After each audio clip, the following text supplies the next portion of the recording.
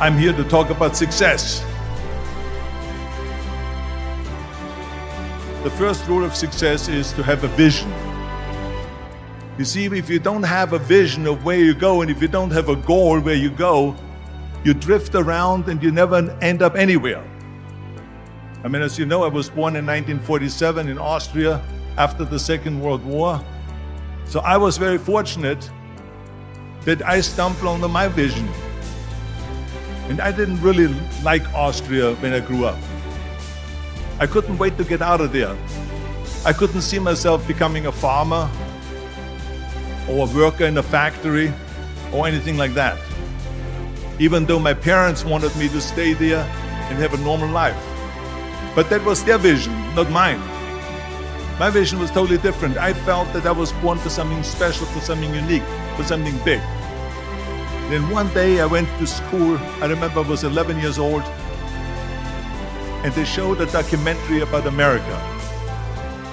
There they showed in this documentary the huge skyscrapers, the high-rises, the huge bridges, the 6-lane freeways, and all of this stuff. And I said to myself, that's where I want to be. I don't want to be around here with these little farmhouses and these little buildings. I want to be in America. One day after school, I walked by a store in Graz. So I went inside and I looked around, and then I saw a magazine. I saw a bodybuilding magazine that had Reg Park on the cover. Reg Park was then a 3-time Mr. Universe. And I saw him on the big screen as Hercules. I read that and I said to myself, wow, this is the blueprint for my life. This is exactly what I want to do. I want to become a bodybuilding champion just like Reg Park. I want to get into movies just like Reg Park.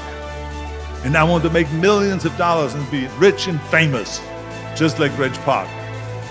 You know how great it felt that I knew where I was going? Imagine the majority of people don't know where they're going. I knew where I was going, that I'm going to become this bodybuilding champion just like him. So it was just a question of how do you do it? I was so relieved, because when you have a goal, when you have a vision, everything becomes easy. So people always ask me, when they saw me in the gym in the pumping iron days, they say, why is it that you're working out so hard? 5 hours a day, 6 hours a day, and you have always a smile on your face. And I told people all the time, I said, because to me, I'm shooting for a goal. In front of me is the Mr. Universe title. So every rep that I do gets me closer to accomplishing that goal, to make this goal, this vision turn into reality. Every single set that I do, every repetition, every weight that I lift will get me a step closer to turn this goal into reality. So I couldn't wait to do another 500-pound squat. I couldn't wait to do another 500-pound bench press. I couldn't wait to do another 2,000 reps of sit-ups. I couldn't wait for the next exercise. At the age of 20, I went to London and I won the Mr. Universe contest as the youngest Mr. Universe ever. And it was because I had a goal. So let me tell you something, visualizing your goal and going after it makes it fun. You've got to have a purpose no matter what you do in life. You've got to have a purpose. 74% hate their job in America. Now, this is not much different when you come to Europe. The majority of people don't like what they're doing because they're really not doing it because they didn't have a goal and they followed this goal. They just aimlessly drift around, and then all of a sudden there's a job opening, so they get that job because you have to work. But then when you work, it's a chore. It's work. It's not fun. So if you think about, only a quarter of the people really enjoy what they're doing in life. That is unbelievable if you think about it. So I felt so blessed that I knew what I was doing.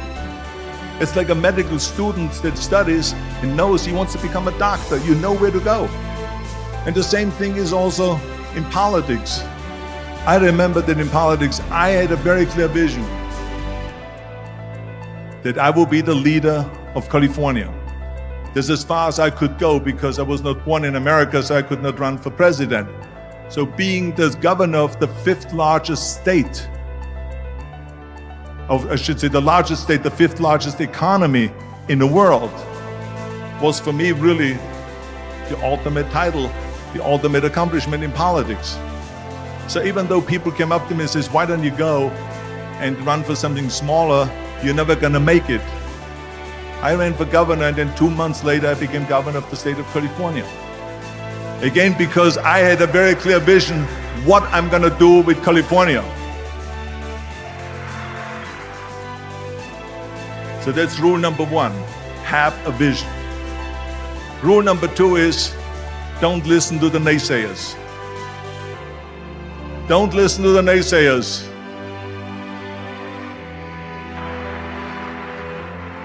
Everything I ever did, the thing that I heard out of people's mouth was, that's impossible. That can't be done. Or no. That is exactly what I heard, and of course I proved to the people that it can't be done.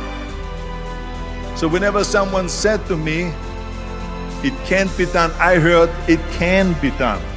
When they said no, I heard yes.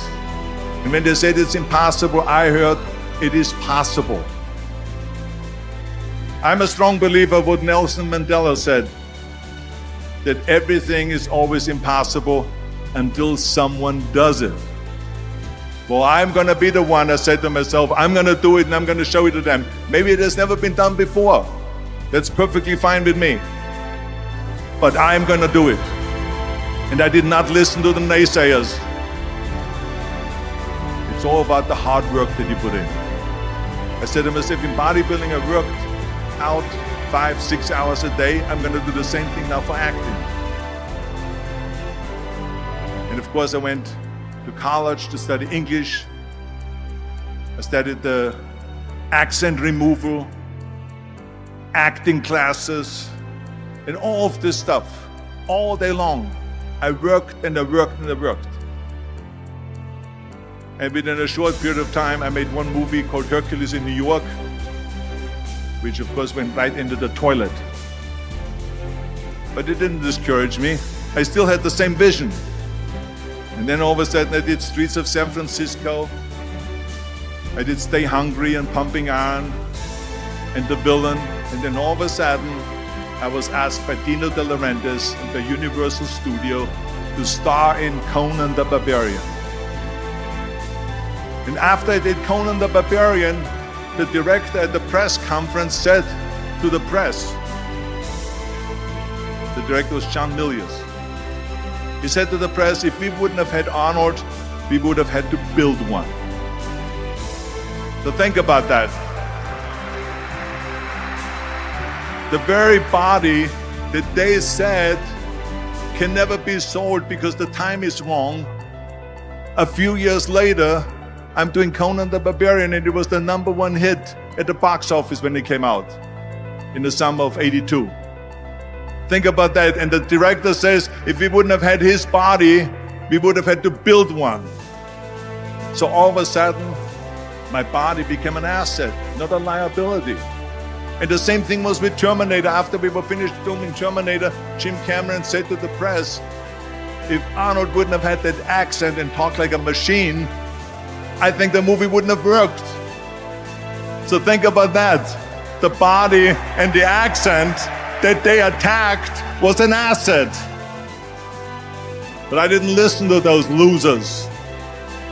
I didn't listen to them at all. This is just the reality of it, is that you cannot listen to the naysayers. So this is a very important lesson for all of you. So when someone says, no, this is a stupid idea, you in your mind, you don't have to say it, but in your mind just say this, you're an asshole. What do you know?